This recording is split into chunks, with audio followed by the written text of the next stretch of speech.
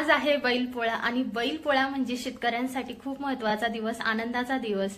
बैलपोळा म्हणजे शेतकऱ्यांसाठी ना दुसरी दिवाळीच असते बरं का। आमच्या गावाला आहे ना बैलपोळ्यासाठी पानवड्याची भाजी बनवतात। आता तुम्हाला माहिती नसेल ना पानवडा म्हणजे काय असतो ते, चला मी तुम्हाला आज दाखवते। कारण की ना पश्चिम महाराष्ट्रामध्ये हा पदार्थ बनवला जात नाही बरं का, पण पूर्व महाराष्ट्रामध्ये जेव्हा बैलपोळा किंवा एखादा खूप चांगला सण असेल, दिवाळी दसरा वगैरे, तेव्हा आहे ना पानवड्याची भाजी प्रेफर करतात। आम्ही जरी शहरामध्ये राहिलो ना, पण मम्मी वगैरे घरी पानवडा बनवायची, कारण की त्यांच्या आधीपासून म्हणजे जेव्हा ते गावात राहायचे ना, गावात राहिल्यापासून त्यांना म्हणजे ते आहे की नाही ह्या दिवशी ना पानवडा बनलाच गेला पाहिजे। चला तर मी सांगते तुम्हाला की कशी बनते पानवड्याची भाजी। आता तर मी फक्त आहे ना डाळ भिजवून ठेवणार आहे आणि नंतर मग जी पण काही प्रोसेस असेल ना, जेव्हा मी व्हिडिओ बनवेल तेव्हा मी तुम्हाला दाखवेल। तर बघा, ही रेडीमेड मी उडदाची डाळ आहे ना आणली होती शॉपमधून। ह्या वाटीने मी 2 वाट्या उडदाची डाळ घेतली आहे आणि स्वच्छ पाण्याने इथं बघा धुवून घेतलेली आहे। आता याला आपण आहे ना 3-4 तास सोक करायला ठेवून देणार आहे साईडला। पानवडा ये चला तर मग रेसिपी स्टार्ट करूया। इथे मी 2 लसूण कांड्या घेतलेल्या आहेत, व्यवस्थित सोलून ते मिक्सरच्या भांड्यामध्ये ऍड केलेलं आहे आणि इथे आलं घेतलेलं आहे। आलं ही व्यवस्थित सोलून स्वच्छ पाण्याने धुवून त्याचे तुकडे तुकडे करते आणि टिप म्हणजे आलं थोडं जास्त घालायचं, याच्यामुळे ना ग्रेव्ही छान बनते। आणि इथे 2 मी मिरच्या घेतलेल्या आहेत, मिरच्या सुद्धा मी इथे ऍड करून घेतलेल्या आहे। त्यानंतर इथे मी घेतलेला आहे तेजपान। तेजपान मी आधी घालत नव्हते, पण मी एकदा ट्राय केलं की बघूया की कसं लागतं म्हणून, आणि खरंच खूप भारी लागतं। त्याच्यानंतर 5-6 मिरे घेतलेल्या आहेत आणि इथे वाटण आपण तयार करून घेतलेलं आहे। एका साईडला कढई तापायला ठेवलेली आहे। आता माझं लायटर झालंय खराब आणि मी ते घेण्यासाठी जाणारच आहे, त्याचा व्हिडिओ सुद्धा मी ह्याच व्हिडिओमध्ये शेअर करणार आहे। आणि इथे मी असा कचकच कांदा कापतीये आणि गाणं कसं सूट होतंय बघा, काय ते गाणं, कचकच कांदा कापताना बोट सुरीतनं वाचवली, हाताला चटका लागला तर मी कढई तापवली। अचानक आठवलं म्हणून बोलून दाखवलं। आणि आता इथे आपलं तेल गरम झालेलं आहे। गरम तेलामध्ये आपण ऍड केलेलं आहे जिरं। जिरं ऍड केल्यानंतर आपल्याला ऍड करायचं आहे पेस्ट, जी आपण पेस्ट बनवली होती ती। आणि थोडी पेस्ट आहे ना साईडला काढून ठेवायची आहे, जेव्हा आपण सुकवडे बनवू ना तेव्हा ही पेस्ट आपण त्यामध्ये ऍड करणार आहोत।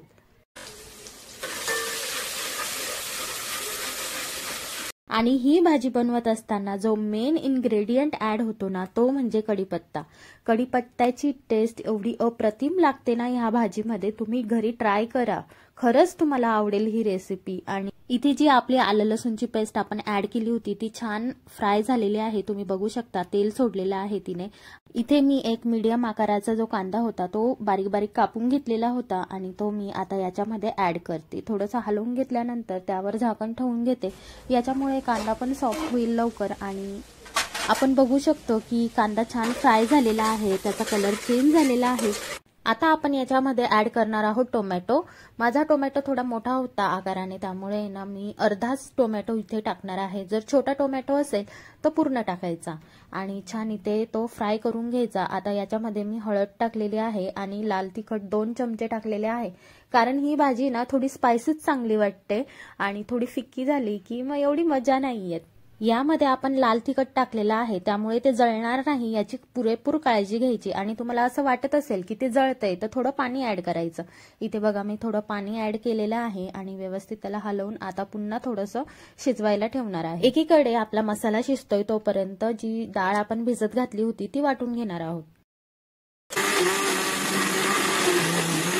म्हणजे डाळ वाटण्याआधी त्याच्यातलं पूर्ण पाणी निथरून टाकायचं आहे। जर थोडं जरी पाणी एक्स्ट्रा ऍड झालं ना ती वडे व्यवस्थित बनत नाही।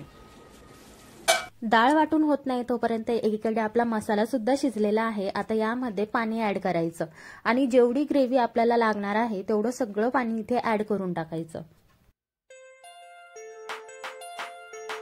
इथे मी अर्धा लिटरपेक्षा थोडं जास्त पाणी ऍड केलेलं आहे। पाणी जास्त ऍड करण्याचं कारण म्हणजे ना जेव्हा आपण वडे टाकतो तेव्हा ते वडे ग्रेव्हीला ॲब्झॉर्ब करतात, म्हणून थोडं एक्स्ट्रा पाणी टाकायचं। आणि इथे मी मीठ सुद्धा टाकून घेतलेलं आहे। आपली ग्रेव्ही आता आपल्याला या ग्रेव्हीला उकळी येऊ द्यायची आहे।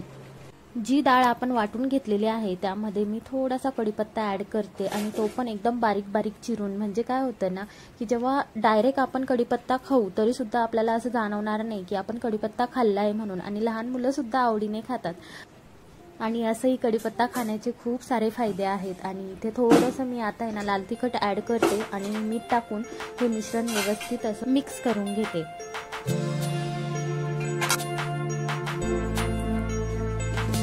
आता आपल्या ग्रेव्हीला बघा इकडे छान अशी उकळी आलेली आहे. आणि आता आपल्याला हे जे वडे आहेत म्हणजे ही डाळीचे आपल्याला वडे बनवायचे आहेत. तर हाताला मी थोडं पाणी लावून घेते कारण की उडदाची डाळ ही थोडी चिकट असते त्यामुळे हाताला थोडं पाणी लावायचं आणि असे वडे थापून घ्यायचे. आणि वड्यांची जी थिकनेस आहे ना ती मीडियम असली पाहिजे. म्हणजे जास्त पातळ पण नको आणि जास्त जाड पण नको. आणि आपल्याला असे छान असे ते पाण्यामध्ये सोडायचे एकामागून एक.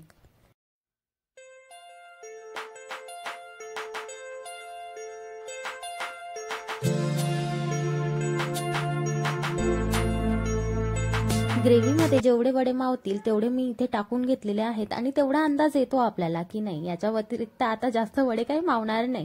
कारण मी इथे एक्स्ट्रा डाळ टाकलेली होती आणि मी तुम्हाला सांगितलं होतं की याच्यानंतर मी सुकवडे पण बनवणार आहेत म्हणून. वडे टाकून झाल्यानंतर लगेचच आपल्याला झाकण ठेवायचं नाहीये त्यावर. साधारण 5 मिनिटं तरी आपल्याला विदाऊट झाकणच ती भाजी शिजवायची आहे.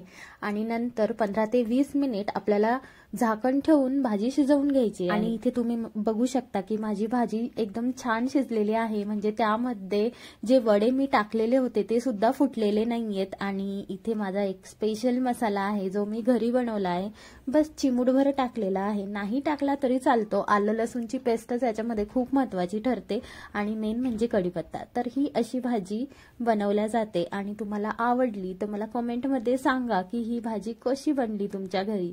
आमच्या घरामध्ये पानवड्याची भाजी सगळ्यांची फेवरेट. पण त्या पानवड्यासोबत जर सुकवडे असतील ना तर जेवणाचा आनंद काही दुप्पटच होऊन जातो. चला तर मी रेसिपी सांगते. रेसिपी काय आहे म्हणजे ऑलरेडी आपण डाळ तर ग्राइंड करूनच घेतलेली आहे. त्यामध्ये आलं लसूणची पेस्ट घातली, हळद घातलं, जिरं घातलं आणि लाल तिखट थोडं जास्त घालायचं आणि थोडा कढीपत्ता टाकायचा आणि ते मिश्रण व्यवस्थित असं मिक्स करून घ्यायचं. मीठ घालायचं आणि जो माझा स्पेशल मसाला आहे तो सुद्धा मी इथे टाकलेला आहे. नाही टाकला तरी चालेल. आणि हे व्यवस्थित मिक्स करून घ्यायचं मिश्रण. इथे माझ्याकडे नॉनस्टिक पॅन आहे. त्यामध्ये मी थोडं तेल घातलं आणि सगळीकडे असं तेल व्यवस्थित पसरवून घेतलं. आणि त्यावर आता मी सुकवडे घालणार आहे. म्हणजे तेच हे उडदाचं पीठ असल्यामुळे हाताला चिटकू नये यासाठी थोडं पाणी लावून घ्यायचं आधी हाताला. आणि मध्यम थिकनेस असलेले हे जे वडे आपण बनवतोय ते पॅनवर सोडून द्यायचे. आणि हे वडे बनवत असताना मध्ये असं थोडं छिद्र पाडून घ्यायचं म्हणजे त्यामध्ये आपण तिथे तेल सोडू शकतो आणि ते व्यवस्थित असे शिजल्या जातील म्हणून.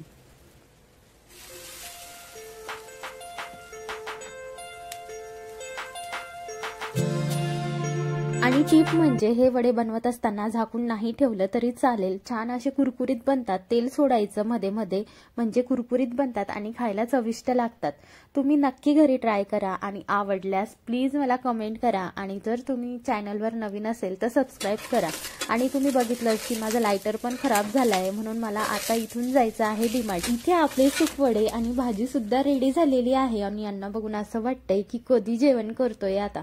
मस्त जेवणावर ताव मारल्यानंतर आम्ही आलो आहोत डीमार्ट मध्ये लायटर घेण्यासाठी. आधी मी हे पिंक कलरचं आहे ना माझ्याकडे ते वापरत होती. पण काय झालं ना एक दिवस गॅसच्या इथे माहित नाही अचानक आहे ना ते लायटर गेलं.